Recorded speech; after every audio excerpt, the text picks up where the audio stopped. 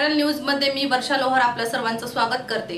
अल्पसंख्याकांसाठी शासनातर्फे राबविण्यात येणाऱ्या विविध कल्याणकारी योजनांची प्रभावीपणे अंमलबजावणी करावी। जिल्ह्यातील अल्पसंख्याक बहुल भागात महानगरपालिकेसह जिल्हा प्रशासनाचे पायाभूत सुविधा उपलब्ध करून द्याव्यात असे निर्देश महाराष्ट्र राज्य अल्पसंख्याक आयोगाचे अध्यक्ष हाजी अरफात शेख यांनी दिले। जिल्हाधिकारी कार्यालयात आयोजित आढावा बैठकीत ते बोलले होते। यावेळी माननीय प्रधानमंत्री यांच्या 15 कलमी कार्यक्रमांसह केंद्र व राज्य शासनाच्या योजनांचा आढावा घेतला।